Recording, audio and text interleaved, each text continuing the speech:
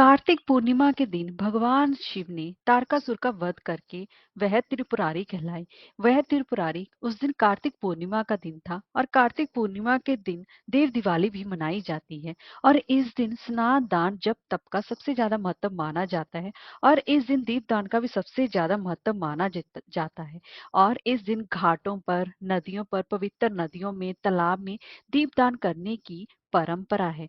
और इसी दिन ही भगवान विष्णु जी के पहले अवतार भगवान विष्णु जी ने शाम के समय सायकाल में मत्स्य अवतार धारण किया था, जो कि भगवान विष्णु जी का पहला अवतार था। तो दोस्तों, आज की मैं आपको इस वीडियो में कार्तिक मास के में पहले दिन ही भगवान विष्णु जी के मत्स्य अवतार की कथा और एक त्रिशंकु नाम की कथा श्रवण करवाने जा रही हूँ। तो चलिए वीडियो शुरू करते हैं। दोस्तों, अगर आपको हमारी ये वीडियो अच्छी लगी हो तो लाइक, शेयर और सब्सक्राइब करना ना भूलें। और कमेंट बॉक्स में हरिओम अवश्य लिखें। तो चलिए वीडियो शुरू करते हैं। दोस्तों, मत्स्य अवतार भगवान विष्णु जी का ही पहला अवतार है। मछली के रूप में अवतार लेकर भगवान विष्णु जी ने एक ऋषि को सब प्रकार के जीव जंतु एकत्रित करने के लिए कहा। और पृथ्वी जल जल में डूब रही थी, तब मत्स्य अवतार में भगवान ने उस ऋषि की नाव की रक्षा की थी। इसके पश्चात ही ब्रह्मा ने पुनर्जीवन का निर्माण किया था। और एक दूसरी मान्यताओं के अनुसार एक राक्षस ने जब वेदों को चुराकर सागर की अथाह गहराई में छुपा दिया, तब भगवान विष्णु जी ने मत्स्य अवतार धारण करके वेदों को प्राप्त किया और उन्हें पुनः स्थापित भी किया था। एक बार ब्रह्मा जी की असावधाव सावधानी के कारण एक बहुत बड़े दैत्य ने भी वेदों को चुरा लिया था। उस दैत्य का नाम था हैग्रीव। वेदों को चुरा लिए जाने के कारण ज्ञान लुप्त हो गया था। चारों ओर अज्ञानता का अंधकार फैल गया था और पाप तथा अधर्म का बोलबाला हो गया था। तब भगवान विष्णु जी ने धर्म की रक्षा के लिए मत्स्य रूप धारण करके हैग्रीव का वध किया और वेदों की रक्षा की थी। अब मत्स्य अवतार उनके धारण करने के पीछे क्या मंशा थी, आज हम वही इस वीडियो में जानने वाले हैं। दोस्तों, एक पुरानी प्राचीन काल में एक पुण्य आत्मा राजा तप कर रहा था। उस राजा का नाम था सत्यव्रत। सत्यव्रत पुण्य आत्मा तो था ही, बड़े उदार हृदय का भी था। प्रभात का समय यानी कि सुबह प्रातः काल का समय था। सूर्योदय हो चुका था। सत्यव्रत वहां पर कृतमाला नदी में स्नान कर रहा था। उसने स्नान करने के पश्चात जब तर्पण के लिए अपनी अंजलि में जल लिया, तो अंजलि में जल के साथ एक छोटी सी मछली भी आ गई। सत्यव्रत ने मछली को नदी के जल में छोड़ दिया। मछली बोली, राजन, जल के बड़े बड़े जीव छोटे छोटे जीवों को मारकर खा जाते हैं। अवश्य कोई बड़ा जीव मुझे भी मारकर खा जाएगा। कृपा करके आप मेरे प्राणों की रक्षा कीजिए। सत्यव्रत के हृदय में दया उत्पन्न हो उठी। उसने मछली को जल से भरे हुए अपने कमंडलों में डाल लिया। तभी एक आश्चर्यजनक घटना घटी कि एक ही रात में मछली का शरीर इतना बढ़ गया कि कमंडलों उसके रहने के लिए छोटा पड़ने लगा। और इसी के साथ साथ वह दूसरे दिन मछली सत्यव्रत से बोली, राजन, मेरे के लिए कोई दूसरा स्थान ढूंढिए, क्योंकि मेरा शरीर बढ़ गया है। मुझे घूमने फिरने में बड़ा ही कष्ट होता है। तब सत्यव्रत राजा ने मछली को कमंडलों से निकालकर पानी से भरे हुए मटके में रख दिया। यहाँ भी मछली का शरीर रात भर में ही मटके में इतना बड़ा हो गया कि मटका भी उसके रहने के लिए छोटा पड़ गया। फिर दूसरे दिन मछली पुनः सत्यव्रत से बोली, राजन, मेरे रहने के लिए कहीं और प्रबंध कीजिए, क्योंकि मटका भी मेरे रहने के लिए अब छोटा पड़ रहा है। तब सत्यव्रत राजा ने मछली को निकालकर एक सरोवर में डाल दिया, किंतु सरोवर भी मछली के लिए छोटा पड़ गया। इसके बाद सत्यव्रत ने मछली को नदी और फिर उसके बाद समुद्र में डाल दिया। आश्चर्य! समुद्र में भी मछली का शरीर इतना ज्यादा बढ़ गया कि मछली के रहने के लिए वह छोटा पड़ गया।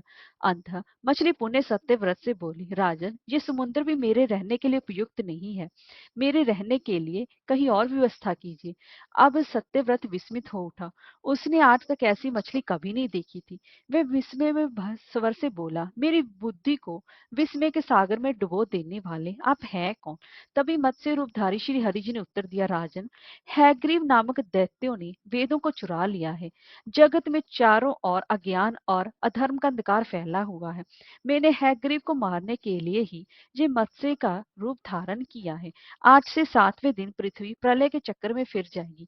समुद्र उमड़ उठेगा, भयानक वृष्टि होगी और सारी पृथ्वी पानी में डूब जाएगी। जल के अतिरिक्त कहीं और कुछ भी दृष्टिगोचर नहीं होगा। तभी आपके पास एक नाव पहुंचेगी। आप सभी अनाजों और औषधियों के बीजों को लेकर सप्तऋषियों के साथ उस नाव पर बैठ जाइएगा। मैं उसी समय आपको पुण्य दिखाई पड़ूंगा और आपको आत्म तत्व का ज्ञान प्रदान करूंगा। सत्यव्रत उसी दिन से श्री हरि जी का स्मरण करते हुए प्रलय की प्रतीक्षा करने लगे। सातवें दिन जब प्रलय का दृश्य उपस्थित हो उठा, समुद्र में उमड़कर अपनी सीमाओं से बाहर बहने लगा। भयानक वृष्टि होने लगी। थोड़ी देर में सारी पृथ्वी पर जल ही जल हो गया। संपूर्ण पृथ्वी जल में समा गई। तभी उसी समय एक नाव दिखाई पड़ी। सत्यव्रत सप्त ऋषियों के साथ उस नाव पर बैठ गए। उन्होंने नाव के ऊपर संपूर्ण अनाजों और औषधियों के बीज भी भर लिए। नाव प्रलय के सागर में तैरने लगी। प्रलय के उस सागर में उस नाव के अतिरिक्त कहीं भी कुछ भी दिखाई नहीं दे रहा था। तभी ही सहसा अचानक मत्स्य रूपधारी भगवान प्रलय के सागर में दिखाई पड़े। सत्यव्रत और सप्त ऋषिगण मत्स्य रूपी भगवान की प्रार्थना करने लगे। भगवान से आत्म ज्ञान प्राप्त कर सत्यव्रत का जीवन धन्य उठा और वह जीते जीवन ही जीवन मुक्त हो गए। प्रलय का प्रकोप शांत होने पर मत्स्य रूपी भगवान ने हैग्रीव को मारकर उससे वेद छीन लिए। भगवान ने ब्रह्मा जी को पुनः वेद दे दिए। इस प्रकार भगवान ने मत्स्य रूप धारण करके वेदों का उद्धार तो किया ही, साथ ही साथ संसार के प्राणियों का भी अमिट कल्याण किया। इसीलिए कार्तिक पूर्णिमा पर मत्स्य रूप भगवान की हमेशा ही पूजा अर्चना करके उनसे कृपा प्राप्त करनी चाहिए। दोस्तों, अब मैं इसी के साथ साथ दूसरी पुरानी कथा भी श्रवण करवा रही हूँ। दोस्तों, कहते हैं कि एक बार त्रिशुंक को राजश्री विश्वामित्र ने अपने तपोबल से वहां स्वर्ग में पहुंचा दिया था। देवतागण उससे उद्विग्न हो गए, जाने कि उसको उचाट हो गया उनका मन, और त्रिशुंग को देवताओं ने स्वर्ग से धरती पर भगा दिया। शापग्रस्त त्रिशुक उधर में लटके रहे। त्रिशुंग को स्वर्ग से निष्कासित किए जाने से शुद्ध विश्वामित्र ने पृथ्वी स्वर्ग आदि से मुक्त एक नई समूची सृष्टि की और अपने तपोबल से वहां पर रचना प्रारंभ कर दी। उन्होंने कुश, मिट्टी, ऊंट, बकरी, भेड़, नारियल, कोहड़ा, सिंघाड़ा आदि की रचना का कर्म प्रारंभ कर दिया। इसी कर्म में ही विश्वामित्र ने वर्तमान ब्रह्मा, विष्णु और महेश की प्रतिमा बनाकर उन्हें अभिमंत्रित कर उनमें प्राण फूंकना भी आरंभ किया। सारी सृष्टि डावाडोल हो उठी।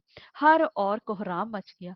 हाहाकार के बीच देवताओं ने राजश्री विश्वामित्र की प्रार्थना की। तभी महर्षि प्रसन्न हो गए और उन्होंने नई सृष्टि की रचना का अपना संकल्प वापस ले लिया।